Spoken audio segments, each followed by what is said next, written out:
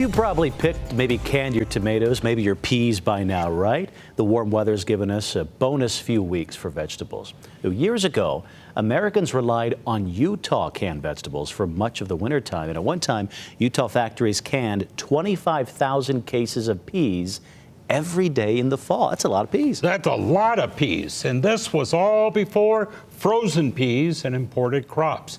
Now we have more than memories. We have Hollywood-produced film of the Morgan Pea Company from the early 1920s. It is some of the most amazing vintage photography of a bygone era.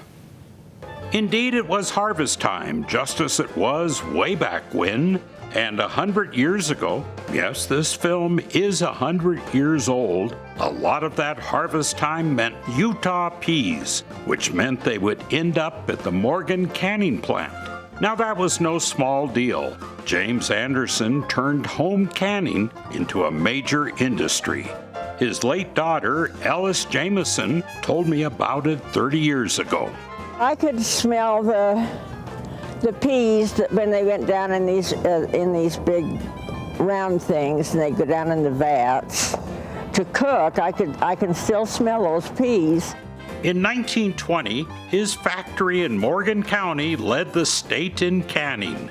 But then he also built a factory in Smithfield. It set a new standard in vegetable processing.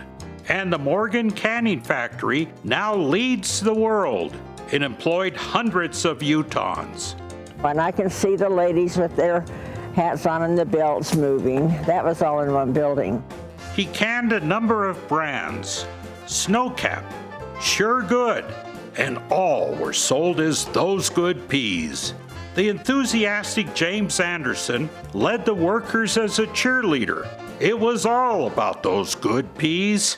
And he created one of the first film advertisements 100 years ago. The kiddies know what is good to eat. Oh, but shelling peas by hand, one by one, what a lot of unnecessary work. And let the Morgan Canning Factory do all your canning. And certainly it worked. And so did it make work for lots of Utahns at the factory. And more, selling peas throughout the land. But the dream ended. The largest, best equipped factory was pretty good in the whole world. He was very proud of it.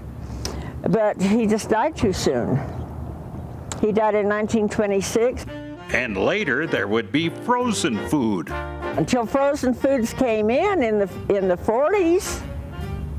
After the Second World War, it was all canned foods. And as late as the 1990s, the old building still stood where it all started in Morgan. But when we shot that original story, that would be about the last time that we saw those old buildings. Buildings that helped pace a major industry that once thrived in Utah. The Morgan County Historical Society took pictures to document the old factory, to be the last memories as the buildings are now gone. Oh, but those good peas. You know, so many people just don't realize we didn't always have fresh vegetables in markets, and we relied on canned foods in the winter. Yeah. You might even be too young to remember that. Those good peas. Oh, those good peas. What a factory that was, too. Canning plant, right? Yeah. All here in the Utah. whole industry now gone. I'm glad you found that film. Yeah. That's really amazing. Good.